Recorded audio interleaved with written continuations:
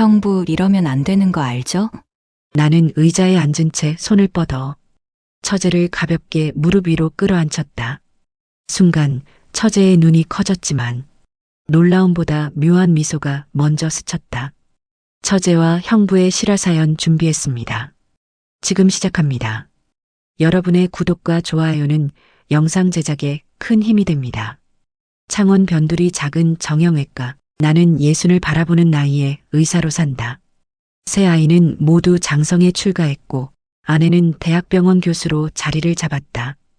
결혼 30년 세월, 평온 속의 공허. 그날 저녁 식탁의 고요를 깨고 낯선 이름이 휴대폰 화면에 떴다. 아내의 늦둥이 여동생, 뜻밖의 전화였다. 처제는 학창 시절부터 문제아로 통했다. 공부 대신 싸움과 사고가 일상이었고 집안에서도 늘 골칫덩어리 취급을 받았다. 일진이란 말이 낯설지 않을 정도였다. 그녀는 30을 넘겨도 철들지 못했다. 간호학과를 졸업했지만 병원 일은 외면하고 항상 놀고 다니며 언니에게 기대어 살았다. 용돈 달라, 뭐 사달라가 습관처럼 이어졌다. 그런데 이번 전화는 달랐다. 흐느끼는 목소리로 토해낸 사연은 음주운전 사고로 전세금을 모두 날리고 재판까지 받아야 한다는 절망이었다. 아내는 순간 굳은 표정이 되더니 더 이상 혼자 두면 안 되겠다 말하며 동생을 집으로 불러들이자고 했다. 나는 잠시 침묵했지만 이내 고개를 끄덕였다. 밤늦게 도착한 그녀의 모습은 여전히 철없고 발랄한 빛을 띠고 있었다. 40을 넘겼지만 관리 덕분인지 20대 초반 같은 동안 외모였다. 짙은 화장, 또렷한 쌍꺼풀 눈매, 하얀 피부와 구두 위로 드러난 각선미. 세월의 흔적은 찾아보기 힘들었고 오히려 젊은 여자의 싱그러움이 느껴졌다. 언니, 형부 미안해요. 입술을 깨물며 웃었지만 눈빛은 여전했다. 문제아였던 시절의 반항과 장난기가 그녀의 눈가에 살아 숨쉬고 있었다. 아내는 언니답게 단호히 말했다. 이제 밖에서 더 기웃거리지 말고 차라리 우리 집에 있으면서 정신 차려. 나는 말없이 고개를 끄덕였다. 다음 날 아내는 조심스럽게 내게 물었다. 간호학과는 나왔지만 경력은 없잖아. 당신 병원에서 조금 시켜보면 어때? 나는 곧바로 대답했다. 물리치료실 보조부터 시작하게 하지. 그녀는 다음 날부터 출근을 했다. 아직은 서툴렀지만 특유의 활달함 덕에 직원들 사이에서도 금세 자리를 잡았다. 형부라는 방패가 있다는 걸 잘 아는 듯 괜히 눈치 보이며 더 열심히 굴었다. 나는 그런 모습을 지켜보며 묘한 긴장과 안도감을 동시에 느꼈다. 처제는 병원에서도 본래 성격을 감추지 않았다. 일은 서툴렀지만 싹싹한 웃음과 활발한 태도 덕분에 환자들과도 금세 친해졌고 직원들과도 스스럼 없이 어울렸다. 며칠 뒤 작은 회식 자리가 열렸다. 치킨과 맥주, 소소한 대화가 이어졌다. 직원들은 다음 날 진료를 위해 서둘러 자리를 정리했다. 그러나 처제는 잔을 들며 고집했다. 형부, 오늘은 조금만 더 놀아요. 이대로 끝내면 너무 아쉽잖아요. 술기운에 붉어진 얼굴엔 발랄함이 가득했다. 나는 처음엔 망설였지만 오랜만에 해방된 기분에 결국 고개를 끄덕였다. 그럼 노래방이라도 잠깐 갈까? 발걸음은 자연스레 이어졌다. 노래방 불빛 속 처제는 더욱 빛났다.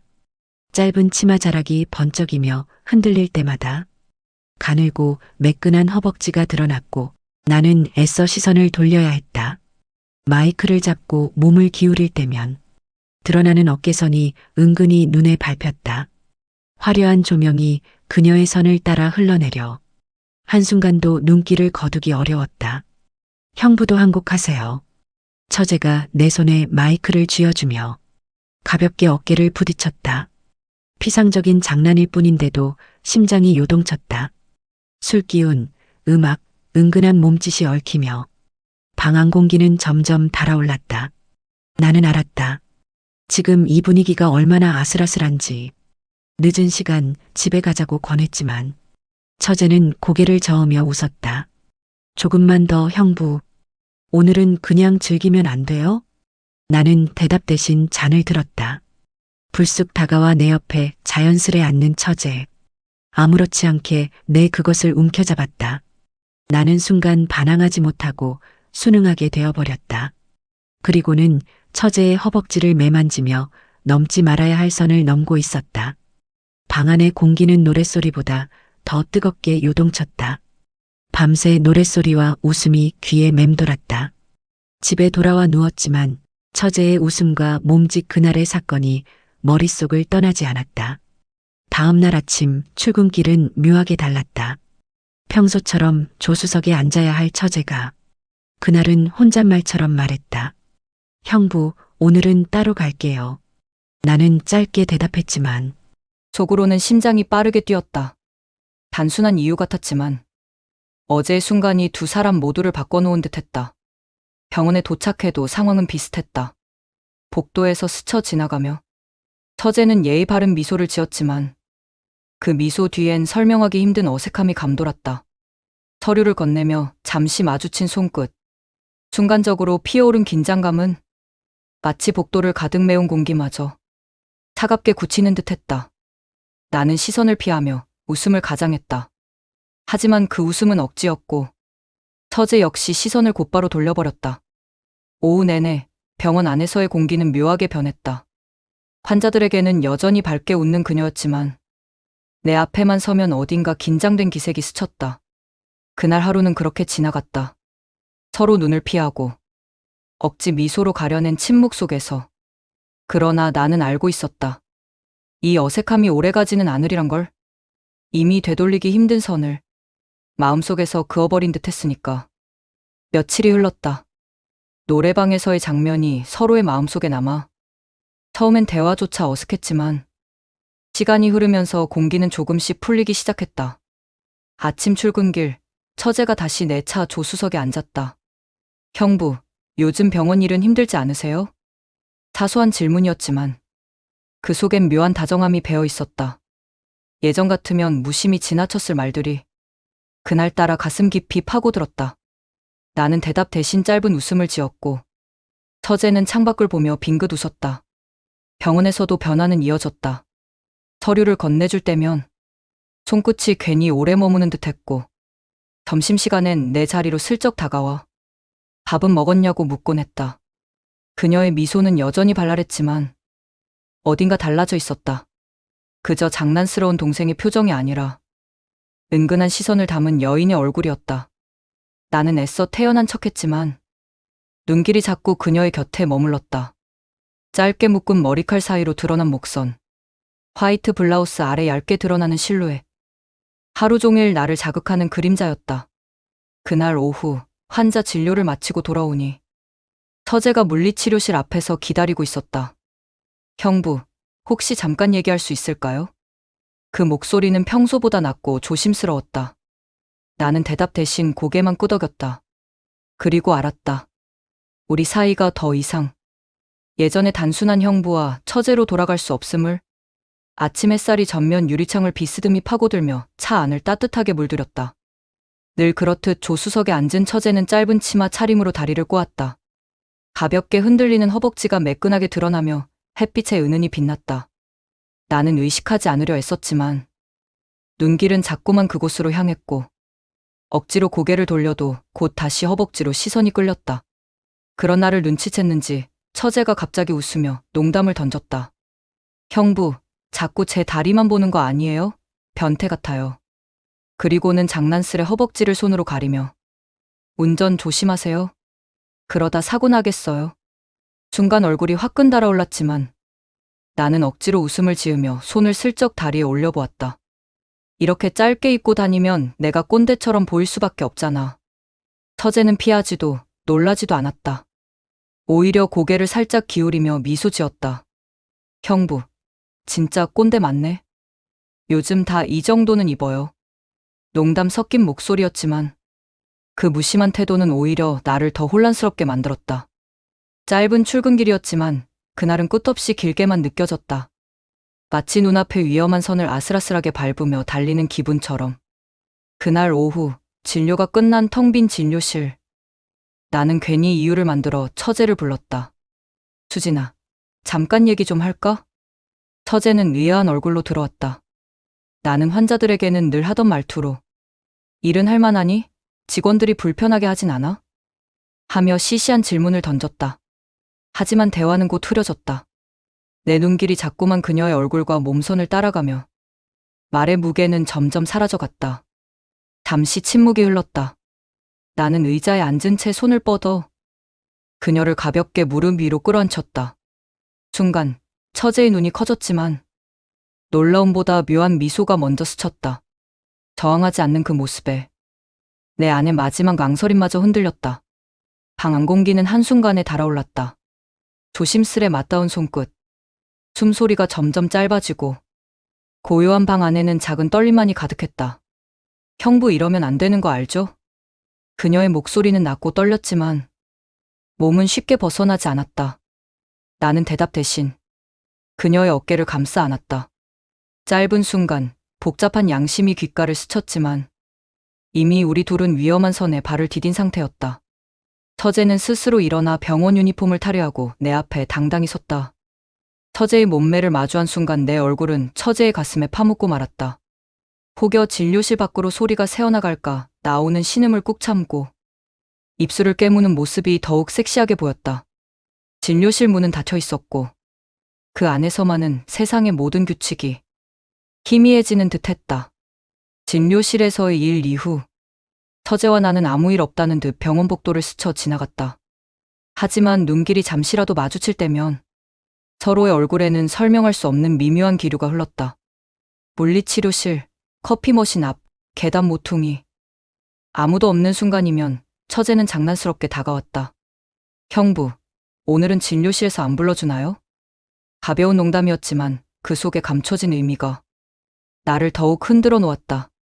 퇴근 무렵 비어있는 대기실에 잠시 마주 앉았다. 하루 종일 고생한 티가 나는 처제는 무심코 머리를 넘기며 어깨선을 드러냈다. 나는 그 작은 동작에도 심장이 요동쳤다. 형부, 언니는 요즘 많이 바쁘죠? 슬쩍 던진 질문에 나는 순간 말문이 막혔다. 아내의 이름이 불려진 순간 지금의 상황이 얼마나 위험한지를 새삼 깨달았기 때문이다. 그럼에도 불구하고 처제는 내 눈을 피하지 않았다. 오히려 더 깊숙이 들여다보며 그래도 저랑 있는 시간은 싫지 않으시잖아요? 조용히 속삭였다. 그 순간 마음 한구석에 숨겨둔 불씨가 또다시 활활 타오르기 시작했다. 그날 저녁 아내는 대학병원 야간 회진으로 늦게 돌아온다고 했다. 집에는 나와 처제 단둘뿐이었다. TV를 켜두었지만 화면의 소리보다 서로의 숨소리가 더 선명하게 들렸다. 부엌에서 저녁을 차려내는 처제의 뒷모습은 언니와는 다른 점고발랄한 기운으로 가득했다. 짧은 티셔츠 자락이 살짝 올라가 허리가 드러날 때마다 나는 괜히 헛기침을 하며 시선을 돌려야 했다. 형부, 많이 드세요. 제가 정성껏 했어요. 그녀가 소박하지만 따뜻한 상을 차려주며 웃었다. 아내가 늘 바쁘다며 건너뛰던 저녁. 그 자리를 대신 채워주는 처제의 다정함이 이상하게 가슴을 먹먹하게 만들었다. 식사 후 소파에 나란히 앉아 TV를 보았다. 자꾸만 가까워지는 어깨. 의식적으로 피하려 했지만 어느새 팔이 스치고 그 온기에 심장이 두근거렸다. 형부, 언니 없으니까 집이 좀 조용하죠? 농담처럼 말했지만 그 눈빛은 장난이 아니었다. 나는 대답 대신 미묘한 웃음을 지었고 그 짧은 침묵 속에 말로 할 수 없는 감정들이 오갔다. 잠시 후 안방불이 꺼져 있음을 확인한 처제가 조용히 속삭였다. 형부, 요즘 많이 피곤하시죠? 제가 물리치료실에서 배운 마사지 해드릴까요? 그 순간 죄책감이 가슴을 옥죄었지만 눈앞에 그녀에게서 눈을 뗄 수가 없었다. 안방 침대 위 아내와 늘 누워 자던 그 자리가 그날은 전혀 다른 의미로 다가왔다. 덮어둔 이불 너머로 들려오는 작은 숨결. 살며시 스치는 손끝 하나에도 나는 아내의 얼굴이 떠올라 두려움에 휩싸였다. 그러면서도 몸은 정직하게 반응했다. 이러면 안 되는데. 속으로 수없이 되뇌었지만 처제의 맑은 눈빛과 속삭임은 이미 그 모든 금기를 무너뜨리고 있었다. 어둠이 내려앉은 안방. 아내의 부재가 만들어낸 공허한 공간에 묘한 순결만이 가득 차올랐다. 처제는 침대 가장자리에 앉아 불 꺼진 방 안을 응시하다가 천천히 몸을 기울였다. 그녀의 머리칼이 이불 위로 흘러내리며 은은한 향기가 퍼졌다. 나는 끝내 피하지 못한 채 그녀의 손끝이 내 손등을 스치는 순간을 받아들였다. 사소한 접촉이었지만 온몸이 전율하듯 반응했다. 형부. 그녀의 목소리는 거의 속삭임이었지만 내 귀에는 천둥처럼 울렸다. 숨을 죽인 방 안. 그 작은 호명 하나가 모든 금기를 허물어내렸다. 허벅지를 스치듯 올려진 그녀의 손길. 이불 속에서 서로의 체온이 맞닿아 숨이 가빠지고 억눌린 소리가 터져나왔다. 나는 무의식적으로 그녀를 끌어안았고 그 순간 더 이상 선을 지킬 힘이 남아있지 않았다. 이러면 안 되는데. 내 입술이 떨리며 고백했지만 이미 처제의 떨리는 숨결이 답을 대신했다. 짧은 신음 같은 소리, 몸을 맡기는 듯한 움직임 속에 시간은 천천히 타올랐다. 방 안의 정적은 파도처럼 부서졌다. 가벼운 한숨, 낮게 흘러나오는 속삭임, 그리고 멈출 수 없는 뜨거움이 한순간에 영혼을 만들어냈다. 아내의 체온이 남아있던 침대 위에서 나는 형부가 아닌 한 남자가 되었고 처제는 동생이 아닌 한 여자가 되어 있었다. 늦은 밤, 현관 비밀번호 누르는 소리가 들려올까. 가슴이 미친 듯 뛰고 있었다.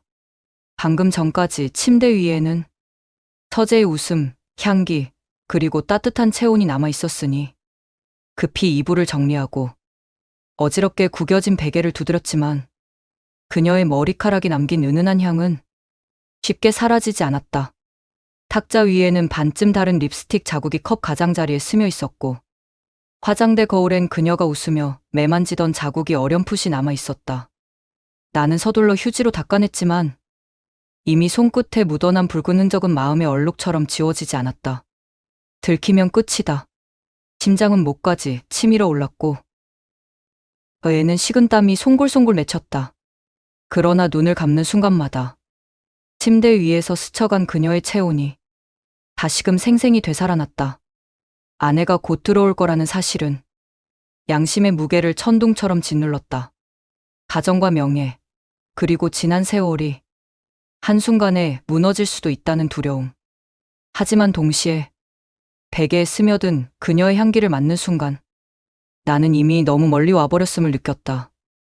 그 향기는 유혹이자 속박이었고 아무리 창문을 열어 바람을 불러들여도 쉽게 흩어지지 않았다. 서랍 속에 숨겨둔 흔적들을 지우며 나는 스스로에게 물었다. 나는 왜 이 길을 선택했나? 어쩌다 가장 소중한 사람 앞에서 이토록 비겁해진 걸까? 그날 밤 현관문이 열리는 소리에 나는 얼어붙은 듯 숨을 멈췄다. 아내의 발소리가 가까워질수록 온몸을 감싸는 자괴감이 더욱 깊게 파고들었다. 아내는 늘 단정했다. 대학병원 교수로 수십 년을 버텨온 그녀의 삶은 흔들림 없이 고든 성과도 같았다. 늦은 귀가에도 흩날림 없는 모습, 흰 가운 위에 배어있는 성실함은 누가 보아도 존경할 만한 것이었다.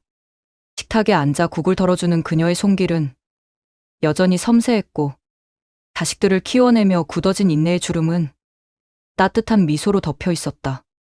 나는 그 모습을 바라보며 오히려 가슴 깊은 곳이 저릿하게 쑤셨다. 처제와 함께한 순간이 떠오를 때마다 눈길은 자꾸 아내의 곁으로 흘렀다.